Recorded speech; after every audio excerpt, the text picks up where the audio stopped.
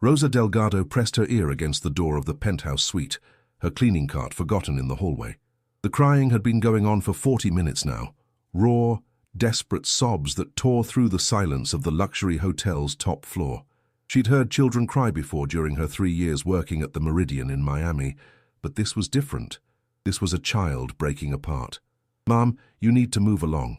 The security guard stationed outside the suite crossed his arms. "Mr. Pellegrino doesn't want to be disturbed. That baby needs help." Rosa's fingers tightened on her cart handle. "5 nannies have tried today. He's fired them all." The guard's expression softened slightly. "Look, I get it, but this isn't your problem." Another scream pierced the air, followed by a man's voice, deep, accented, desperate. "Per favore, Gino. Please, figlio mio." Rosa had spent 2 years sending money back to her sick mother in Mexico. She'd worked triple shifts, survived on 3 hours of sleep, and learned to mind her own business. But that sound, that father's breaking heart wrapped around his son's pain, shattered every wall she'd built. She knocked on the door.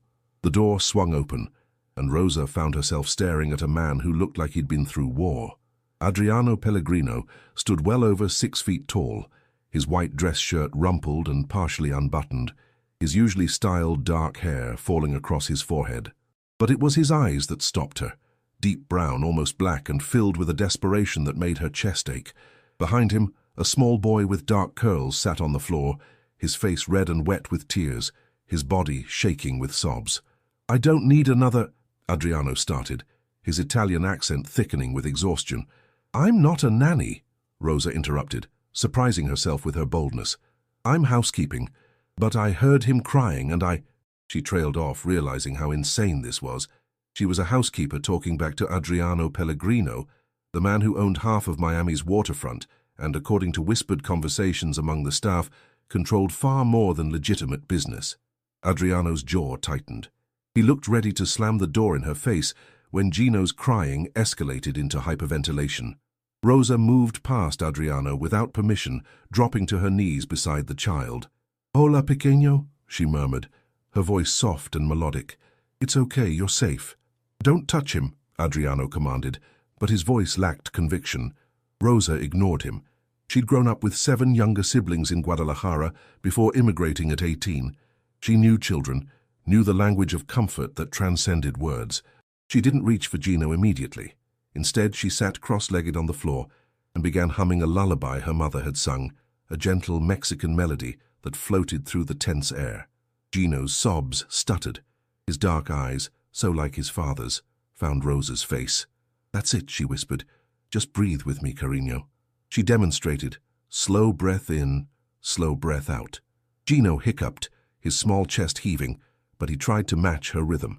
Adriano stood frozen, watching this stranger work magic he hadn't been able to accomplish in 3 months. "My mama used to sing this when I was scared," Rosa continued, still not touching Gino. "Do you get scared sometimes?" Gino nodded, fresh tears spilling over. "Me too," Rosa admitted, "especially when I first came to America. Everything was so big and loud, and I missed my mama so much." She paused, her own throat tightening. "Is that how you feel, like you miss someone?" "Mama," Gino whimpered. "I want Mama." Rosa's gaze flickered to Adriano, saw the pain that lanced across his face, and understood. This child wasn't crying from tantrums or discipline. He was grieving. "I know, baby. I know you miss her." Rosa finally extended her hand, palm up, letting Gino choose. "But right now, you're here, and you're safe, and your papa loves you so much." Gino stared at her hand for a long moment, then slowly placed his small fingers in hers. The connection was instant. He launched himself into her arms, burying his face in her shoulder, his sobs quieter now, but still flowing. Rosa wrapped her arms around him and stood, swaying gently, continuing her lullaby. The room fell silent except for her humming and Gino's diminishing cries. Adriano ran a hand through his hair, his control visibly fraying. "How did you—" "He just needed someone who understood loss," Rosa said quietly, feeling Gino's grip tighten on her uniform. "How long has he been like this?"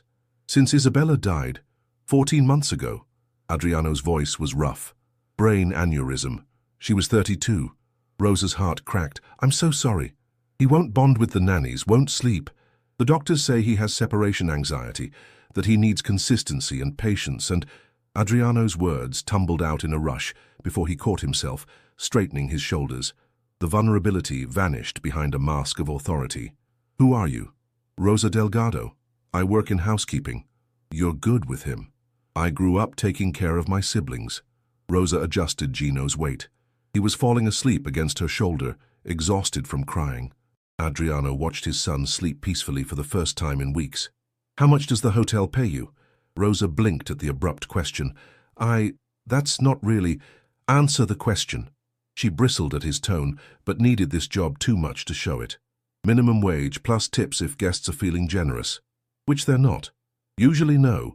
Rosa's second job at the diner downtown paid slightly better, and her weekend shifts at the grocery store kept her barely afloat. Between sending money to her mother and covering her tiny apartment's rent, she had about $40 left each month for food. Adriano pulled his phone from his pocket, typed something quickly, then looked at her with an intensity that made her skin prickle. "I need someone who can do what you just did. Someone who can help Gino. I'm not a nanny, Mr. Pellegrino. I don't have credentials or—" "I don't need credentials. I need someone with a heart." He stepped closer, and Rosa was suddenly aware of how tall he was, how he seemed to fill the space. "I'll pay you $5,000 a week. You'll live here in the suite with us. Full room and board provided.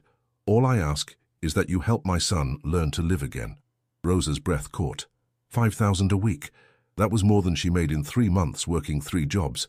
She could pay for her mother's treatments, send her siblings to better schools, maybe even save something for herself. But nothing came without a price. And men like Adriano Pellegrino, men who commanded hotel penthouses and had security details and made hotel staff whisper nervously, didn't make offers like this without complications. "What's the catch?" she asked. Something flickered in his dark eyes. Surprise, maybe, or respect. "The catch is that my world is dangerous. The catch is that people want to hurt me, and sometimes they try to do it through the people I care about. The catch is that if you say yes, you'll have protection, security watching you every moment, and very little freedom. But Gino would be safe? Gino is always safe. I would die before I let anything happen to him." The quiet certainty in Adriano's voice sent shivers down her spine. Rosa looked at the sleeping child in her arms, felt his small heartbeat against her chest, and thought about her mother struggling to breathe in Mexico City, about her 17-year-old sister who'd had to drop out of school to work. She thought about her own exhaustion, the way her body ached from scrubbing floors, the gnawing hunger she'd learned to ignore. "I want the first week paid up front," she heard herself say, "and I need to be able to send money to my family in Mexico." Adriano's lips curved, not quite a smile, but close. "Done. I'll have my lawyer draw up a contract. You start tomorrow." "I start now," Rosa corrected, "because if I put him down and leave, he'll wake up crying again." This time, Adriano did smile, and Rosa's stomach flipped at the transformation it brought to his severe features. "Then welcome to the family, Rosa Delgado." As she settled into the suite's guest room with Gino still sleeping against her shoulder, Rosa couldn't shake the feeling that she'd just made either the best or worst decision of her life. Through the open door, she could see Adriano on the phone, his voice low and commanding as he issued instructions in rapid Italian. She'd walked into a world she didn't understand, into a life that promised both salvation and danger. But when Gino stirred and murmured "Mama" in his sleep, his small hand clutching her shirt, Rosa knew she couldn't walk away. Some choices, she thought, aren't really choices at all. They're callings. And this little boy with the broken heart had just called to hers. Rosa woke to sunlight streaming through floor-to-ceiling windows and momentarily forgot where she was. The bed beneath her was absurdly soft, nothing like the lumpy mattress in her studio apartment. Gino was curled against her side, his breathing deep and even, his face peaceful in sleep. She'd done it. She'd gotten him through the night without a single nightmare. "Good morning." Adriano's voice came from the doorway, and Rosa jerked upright, suddenly conscious of her wrinkled uniform and tangled hair. He looked impeccable in a charcoal suit, a cup of coffee in his hand, his dark hair perfectly styled. The disheveled, desperate father from yesterday had been replaced by this commanding figure who radiated controlled power. "Morning," Rosa whispered, careful not to wake Gino. Adriano's gaze lingered on his son, something softening in his expression. He slept. All night. He woke up once around 3, but he settled quickly. He never sleeps through the night. Adriano stepped into the room, moving with a predator's grace despite his size. He set the coffee on the nightstand beside her. "For you. Black, 2 sugars. Marco told me that's how you take it at the staff cafeteria." Rosa's eyebrows rose. "You had someone check how I take my coffee?" "I had someone check everything about you." He pulled out his phone, scrolled briefly. "Rosa Maria Delgado, 26 years old, immigrated from Guadalajara at 18. Working 3 jobs to support your mother's cancer treatments and 6 younger siblings. No criminal record. No debt beyond medical bills. No romantic relationships currently." His eyes met hers.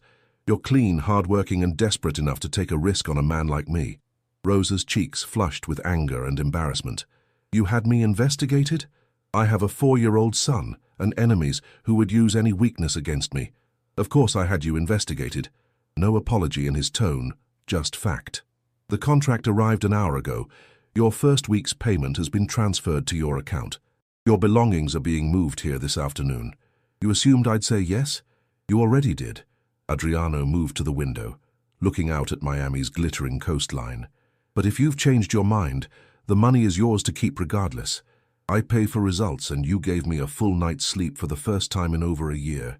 Rosa sipped the coffee, perfect, exactly as she liked it, and studied this complicated man.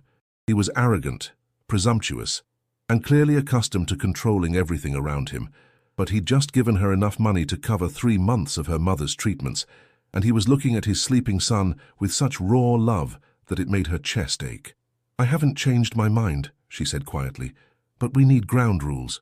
Adriano turned back to her, one eyebrow raised. "Ground rules? I'm here for Gino. That means what's best for him comes first, not what's most convenient for you or your business." Rosa kept her voice steady, despite her racing heart. "If he needs stability, you'll be here for dinner every night you're in town. If he needs routine, we establish one and stick to it. And if he asks about his mother, we tell him age-appropriate truth, not convenient lies." Silence stretched between them. Rosa braced herself for anger, for him to throw her out and find someone more compliant. Instead, Adriano's lips curved into something that looked almost like admiration. "Anything else?" "Yes. I need 1 day off per week to video call my family, and if you ever lie to me about danger, if there's a threat to Gino, I need to know immediately. I can't protect him if I don't know what we're facing." "Agreed." Adriano pulled a business card from his pocket, scribbled something on the back, and handed it to her. "My private number. You call me directly if anything happens, day or night." Rosa took the card, their fingers brushing briefly. The contact sent electricity up her arm, and from Adriano's sharp inhale, he felt it too. "Papa." Gino's sleepy voice broke the moment. He sat up, rubbing his eyes, looking between Rosa and his father with confusion. "Buongiorno, figlio mio." Adriano's entire demeanor shifted, his voice gentling. "This is Rosa. She's going to stay with us and help take care of you." Gino's lower lip trembled. "Like the other ladies." "No," Rosa interjected before Adriano could respond. She shifted to face Gino fully. "Not like the other ladies. I'm not leaving, pequeño. I'm staying right here with you and your papa." "Promise?" Such hope in those dark eyes, such fear of being disappointed again. Rosa glanced at Adriano, saw him nod slightly, and made a promise she prayed she could keep. "I promise."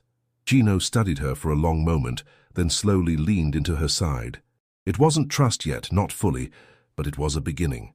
The day unfolded in a rhythm Rosa helped establish. Breakfast together at the small table overlooking the ocean. Gino picked at his food, but ate more than usual when Rosa made silly faces and turned his fruit into a smiling face on the plate. Then drawing time while Adriano took business calls in the suite's office, his deep voice a constant rumble in the background. "What are you drawing?" Rosa asked, watching Gino's careful crayon strokes. "Mama." He pointed to a figure with long dark hair. "She was pretty. She was beautiful," Adriano said from the doorway. Rosa hadn't heard him approach. He crouched beside his son, his large hand gentle on Gino's small shoulder. "Just like you're beautiful." "I miss her, Papa." "I know, amore. I miss her too." Rosa's throat tightened as she watched them, father and son sharing grief. Adriano caught her gaze over Gino's head, and something passed between them. Understanding, maybe, or shared purpose. Later, while Gino napped, Rosa explored the penthouse properly. It was stunning, all marble and modern art, floor-to-ceiling windows showcasing Miami's coastline, furniture that probably cost more than her entire year's salary. But it felt empty somehow, like a showroom rather than a home. She found Adriano in his office, surrounded by computer monitors and stacks of papers. He looked up when she knocked on the open door. "He's sleeping," Rosa said. "I thought you should know." "Thank you." Adriano gestured to the chair across from his desk. "Sit. We need to discuss logistics." Rosa sat, trying not to feel intimidated by the wall of security monitors behind him, showing various angles of the penthouse and hotel. "There are rules for your safety," Adriano began, his tone businesslike. "You don't leave this floor without Marco or Dante accompanying you. You don't answer questions about me or Gino to anyone, including hotel staff. And you don't—" "What do you actually do?" Rosa interrupted. "All these security measures, the way people look at you. You're not just a businessman." Adriano leaned back in his chair, studying her with those unreadable dark eyes. "I run the Pellegrino organization. We control shipping, real estate, and various other enterprises along the eastern seaboard." "And the illegal parts?" His jaw tightened. "I inherited my father's empire when I was 22. I've spent the past 12 years trying to legitimize it, to build something my son can inherit without shame. But legacy doesn't disappear overnight, and the people I do business with don't forget where we came from. So you're dangerous." "Yes." No hesitation, no softening. "I'm very dangerous. People fear me for good reason, but I would never hurt you or anyone under my protection. And right now, Rosa, you're under my protection." Something in his voice made her pulse quicken. "Why are you really doing this? Hiring me, I mean? You could have found another professional nanny." "Because my son stopped crying for the first time in 14 months when you held him." Adriano's mask cracked slightly, showing vulnerability underneath. "Because I've watched him break apart piece by piece, and I didn't know how to put him back together. I've built an empire, Rosa. I've survived wars and betrayals and attempts on my life. But I couldn't help my own son." The admission hung between them, raw and honest. "He's not broken," Rosa said softly. "He's grieving. There's a difference." "Then teach him how to heal. Teach us both." Adriano stood, moving to the window. "Isabella was my world before Gino. We met in college, married young, built our life together. When she died," he paused, his broad shoulders tense, "I focused on work, because I didn't know how else to survive. I left Gino with nannies because watching him cry for his mother destroyed me. I failed him." Rosa stood and crossed to stand beside him, following his gaze to where Gino's toys were scattered across the living room. "You're here now. That's what matters." Adriano turned to her and she realized how close they were standing. She could see the faint scar through his eyebrow, the weariness in his dark eyes, the shadow of stubble along his sharp jaw. He was overwhelming. Too handsome, too powerful, too everything. "Thank you," he said quietly, "for giving us a chance." Before Rosa could respond, Gino's voice called out from the bedroom, panicked. They both rushed to him, finding him sitting up in bed, tears streaming down his face. "Bad dream," he whimpered. Rosa gathered him into her arms, while Adriano sat on the bed's edge, his hand stroking his son's hair. They stayed like that, 3 broken people finding comfort in each other, until Gino's breathing evened out again. That night, as Rosa lay in her new bedroom with Gino asleep in the next room, she thought about how quickly life could change. Yesterday she'd been scrubbing toilets. Today she was living in a penthouse, caring for a grieving child, and trying not to think about how her new employer's voice made her stomach flutter. She was in dangerous territory in more ways than one. But when Gino called out Rosa in the darkness, checking that she was still there, and she answered, "I'm here, pequeño," she knew she was exactly where she needed to be, even if it terrified her. 3 weeks passed in a rhythm that felt almost like family. Rosa woke each morning to find Adriano already awake, coffee waiting for her, his quiet buongiorno becoming a ritual she looked forward to more than she should. Gino began to smile, tentatively at first, then more freely, his laughter slowly returning like sun breaking through clouds. They established routines, breakfast together. Even when Adriano had early meetings, he'd rearrange his schedule to be present. Afternoons in the hotel's private rooftop garden, where Gino could run and play while Rosa watched, and Adriano worked from his laptop nearby. Evenings involved dinner as a family, bath time filled with Gino's splashing giggles and stories before bed. Rosa had never felt so purposeful, or so conflicted, because somewhere between teaching Gino to count in Spanish and watching Adriano's rare smiles when his son laughed, she'd started falling for a man she had no business wanting. "Rosa, look!" Gino ran to her in the garden, holding a purple flower. "For you." "Gracias, cariño." She tucked it behind her ear, delighting in his proud grin. He was thriving, sleeping through most nights now, eating better, the constant anxiety slowly fading from his dark eyes. "Beautiful," Adriano murmured, but when Rosa glanced at him, he was looking at her, not the flower. Heat flooded her cheeks. These moments had been increasing, lingering glances, accidental touches that lasted too long, the air between them charged with something neither acknowledged. Rosa told herself it was just proximity, just gratitude for what she was doing for Gino. But late at night, when she heard Adriano moving through the penthouse, she'd imagine what it would be like to... No. She shut down that thought firmly. He was her employer. She was here for Gino. Nothing else. "Papa, can Rosa come with us to the beach house?" Gino asked, climbing into his father's lap with an ease that would have been impossible a month ago. "The beach house?" Adriano's expression shuttered slightly. "That's where we used to go with Mama." "I know." Gino's small hand patted his father's cheek. "But Rosa makes it not so sad. She makes everything better." Rosa's throat tightened at the simple faith in his words. Adriano met her gaze over his son's head, and the intensity in his eyes made her pulse race. "Then we'll all go," Adriano decided. "This weekend." That night, after Gino was asleep, Rosa found Adriano on the balcony, staring at Miami's glittering skyline. She should have gone to bed, should have maintained distance. Instead, she stepped outside, drawn to him like a magnet. "You've given him his life back," Adriano said without turning. "I don't know how to thank you." "You don't need to thank me. I love him." The words came out softer than intended, too revealing. "I know you do. He loves you too." Adriano finally looked at her, and Rosa's breath caught at the emotion in his expression. "He called you Mama today while you were making lunch. Did you hear?" "I heard." Rosa's voice wavered. He corrected himself immediately. "Because he's scared. Because everyone he loves leaves." Adriano stepped closer, close enough that Rosa could feel his warmth. "But you won't leave, will you?" "I promised I wouldn't. Promises can be broken. Not mine." Rosa lifted her chin, meeting his intense gaze. "I don't break my promises. Even when staying is dangerous. Even when my world puts you at risk. Even then." Something shifted in Adriano's expression, control fraying, walls crumbling. "You shouldn't look at me like that." "Like what?" Rosa whispered, though she knew exactly what he meant. "Like, you want me to kiss you." Her breath hitched. "Maybe I do." "Rosa." Her name on his lips sounded like a prayer and a curse. "I'm not a good man. I've done things that would make you run if you knew. I'm trying to change, trying to build something better for Gino, but my past... I don't care about your past." Rosa stepped closer, bold despite her racing heart. "I care about who you are now, who you're becoming." Adriano's hand rose to cup her cheek, his thumb tracing her jawline with devastating gentleness. "You make me want to be better. Then, be better." Rosa leaned into his touch, feeling his heartbeat accelerate where her hand rested against his chest. "Be the man who has dinner with his son every night. Be the father who reads bedtime stories.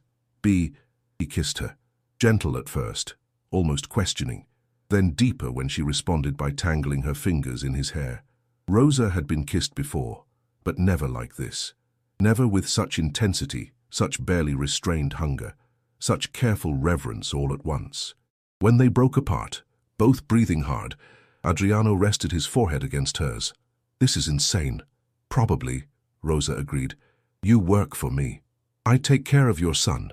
This could complicate everything. It already has." Rosa pulled back slightly to see his face. "But I'm not sorry. Neither am I." Adriano's hand slid to the back of her neck, his touch possessive yet gentle. "But we need to be careful. For Gino." "For Gino," Rosa echoed, understanding. They couldn't risk his stability with a relationship that might not work. "So what do? We take it slow. We don't tell him anything until we're sure." Adriano's thumb stroked her pulse point, and Rosa shivered. "And we don't let anyone outside this penthouse know. My enemies would use you against me if they knew you meant something to me." "Do I?" Mean something to you? Adriano's laugh was low and rough. Rosa, you've turned my world upside down. You've given me my son back and made me remember what it feels like to want something beyond power and control. So yes, you mean something to me. They stood there on the balcony, wrapped in night and possibility, until Gino's sleepy call of Rosa floated through the open door. I'll go, Rosa said, but Adriano caught her hand. Tomorrow night, after he's asleep, have dinner with me, just us. Like a date? Exactly like a date. His smile transformed his severe features into something breathtaking. I want to do this right, Rosa. I want to court you properly, even if we have to hide it for now. Rosa's heart melted at the old-fashioned word. I'd like that. As she settled Gino back to sleep, answering his questions about bad dreams and reassuring him she wasn't leaving, Rosa caught sight of Adriano in the doorway. The way he looked at her, at them, made her feel like she'd found something she hadn't known she was searching for. A family, a home, a future. But in the back of her mind, a small voice whispered warnings about danger and different worlds and promises that might be impossible to keep. She ignored it, choosing hope over fear, choosing to believe that love could be stronger than whatever darkness lurked in Adriano's past. She just didn't know yet how soon that darkness would come calling. The call came at 2 a.m. on a Thursday, shattering the careful peace they'd built. Rosa woke to raised voices, Adriano speaking rapid Italian, his tone sharp with anger. She grabbed her robe and found him in the living room, phone pressed to his ear, his free hand clenched into a fist. Non importa. Gino goes to my mother's estate tonight. Yes, tonight. I want him gone in 1 hour. He ended the call and turned to find Rosa watching. Pack a bag for him. He's leaving. What? Why? Rosa's stomach dropped. Adriano, what's happening? There's a situation with some business associates. His mask was firmly in place. The vulnerable man who kissed her on the balcony replaced by the dangerous figure everyone feared. It's not safe for him here right now. Then it's not safe for me either. You're staying. Non-negotiable. Marco will take Gino to my mother's villa in Palm Beach. She has full security, and no one would dare touch him there. But I need you here. I don't understand. Adriano crossed to her, his hands gripping her shoulders. Someone tried to hit one of my warehouses tonight. It was a message. A rival family testing my defenses. I'm handling it. But until I do, Gino can't be here. Rosa's blood ran cold. Testing your defenses for what?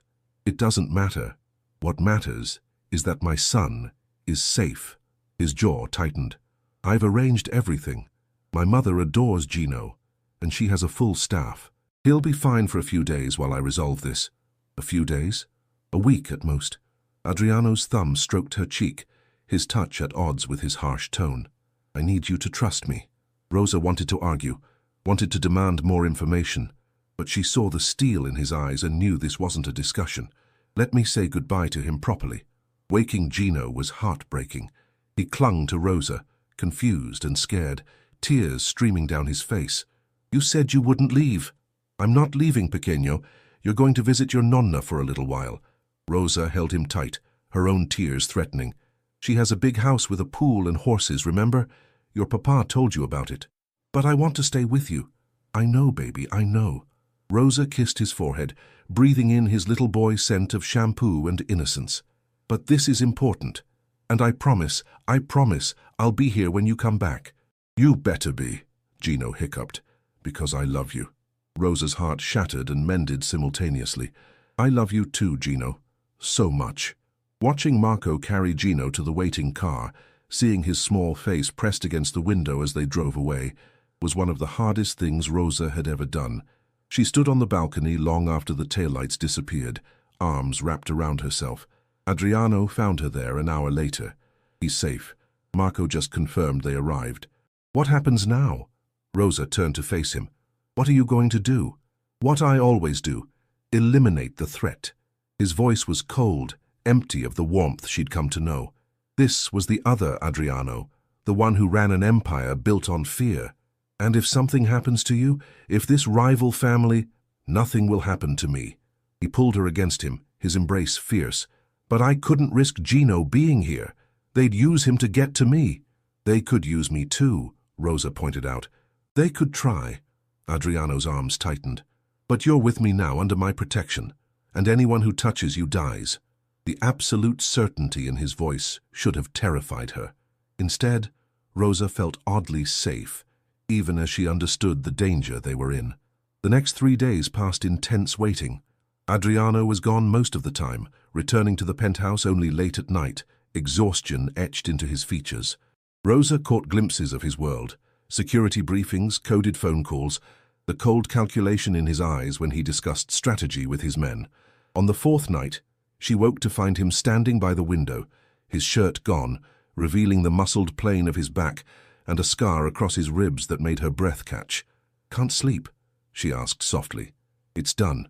The situation is handled." Adriano didn't turn. "Gino can come home tomorrow." Relief flooded through her. "Thank God." "Don't thank God. Thank violence and money and fear." His voice was bitter. "That's how my world works, Rosa. That's who I am." She crossed to him, running her hand along his scarred back. "This is what someone did to you. Years ago. A reminder that weakness gets you killed. You're not weak." Rosa moved to face him, seeing the conflict in his dark eyes. "You're strong enough to love your son, strong enough to change your life, strong enough to let yourself feel again. That's not weakness, Adriano. You see the best in me. I don't know if it's really there." "It is." She took his hands, feeling calluses that told stories of violence she'd never know. "I see it every day, in how you love Gino, in how you're trying to build something better." Adriano pulled her flush against him, his control clearly fraying. "I almost lost everything this week. If they'd gotten to Gino—" His voice broke. "I can't lose him, Rosa. Or you. You won't."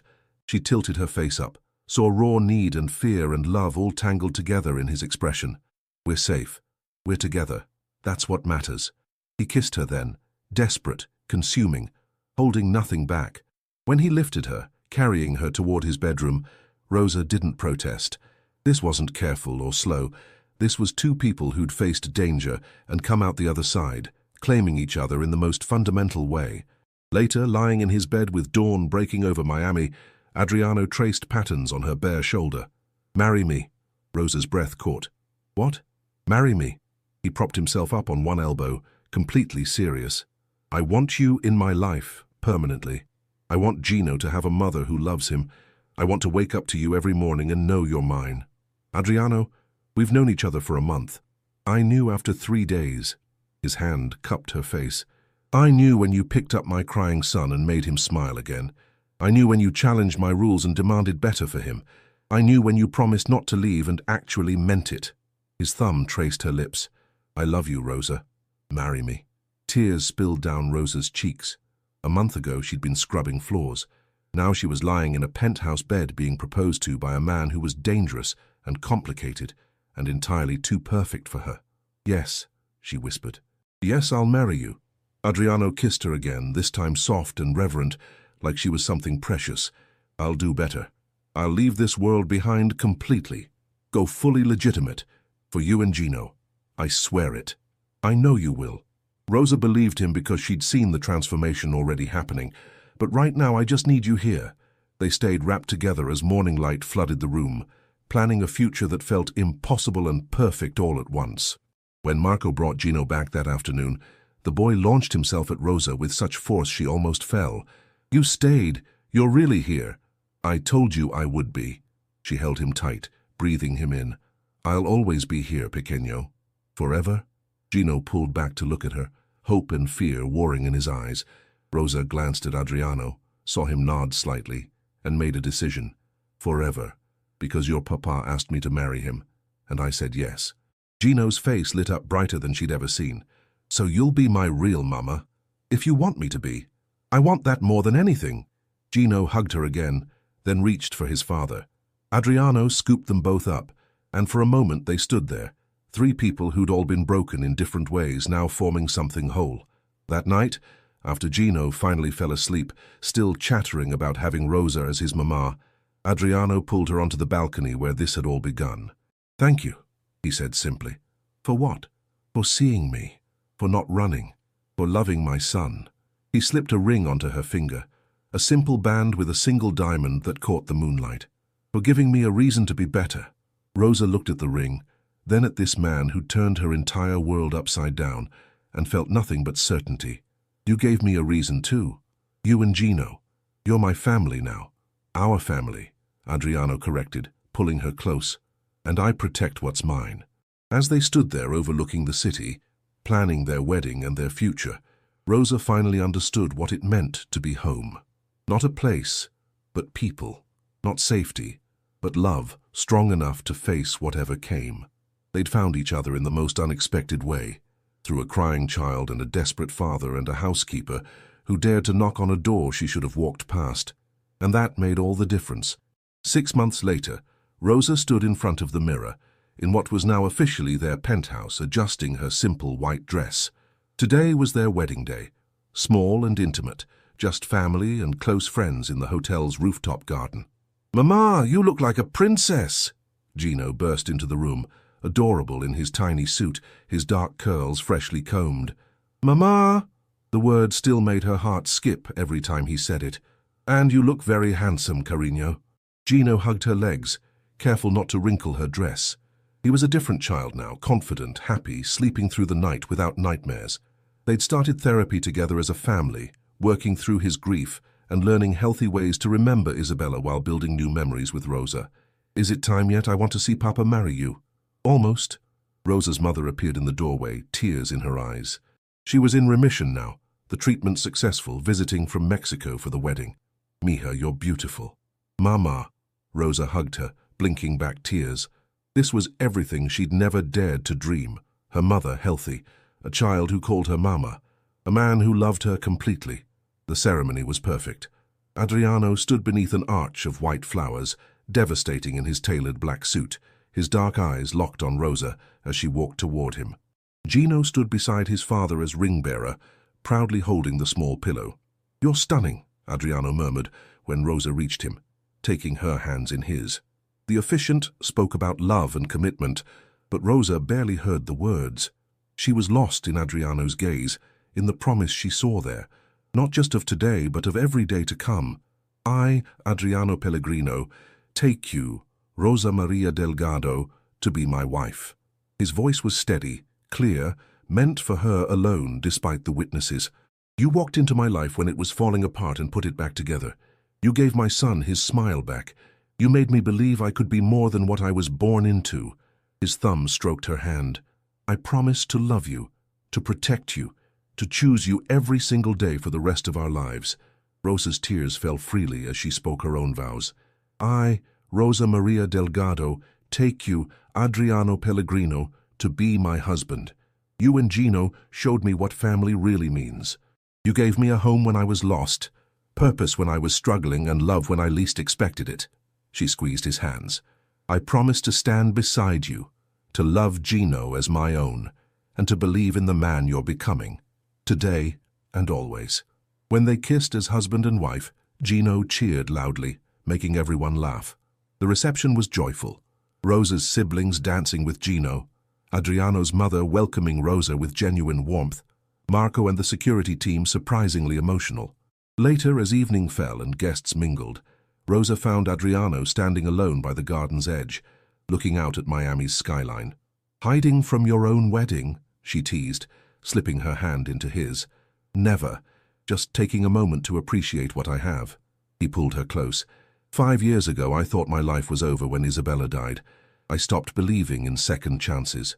And now I'm married to a woman who makes me laugh, who challenges me, who loves my son like he's hers." Adriano's hand settled at the small of her back.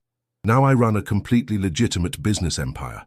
I have dinner with my family every night. I read bedtime stories and help with homework, and plan weekend trips to the beach." He shook his head, wonder in his voice. "You changed everything, Rosa. We changed each other." She laid her head on his chest, hearing his steady heartbeat. "I was surviving before. Now I'm living." "Mama, Papa, come dance." Gino ran up, grabbing both their hands. Everyone's dancing. They let him pull them back to the party, and soon all three were spinning together, Gino giggling between them. Rosa caught glimpses of their reflection in the garden's glass doors, a family, whole and happy and real. That night, after Gino finally fell asleep exhausted from excitement, Adriano carried Rosa over the threshold of their penthouse bedroom. They made love slowly, reverently, celebrating not just their wedding, but everything they'd built together. I have a surprise, Adriano murmured afterward, running his fingers through her hair. Another one. You've given me enough surprises today. Not this one.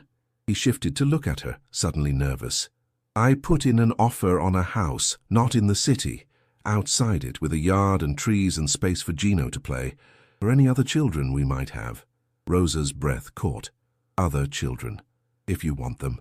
I know we haven't discussed. I want them. She kissed him softly. I want everything with you. A house with a yard, more children, Sunday dinners and school plays, and all the normal, beautiful chaos of family life. Relief and joy flooded Adriano's expression. Then that's what we'll have.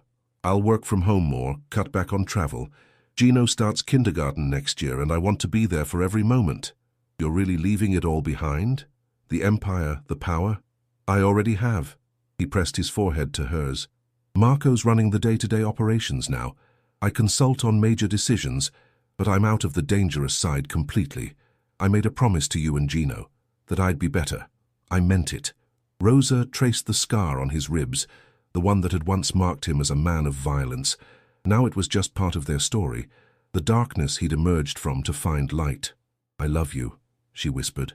I love the man you were brave enough to become. I love you, Rosa Pellegrino. Her married name on his lips made her shiver. My wife, Gino's mother, my entire world.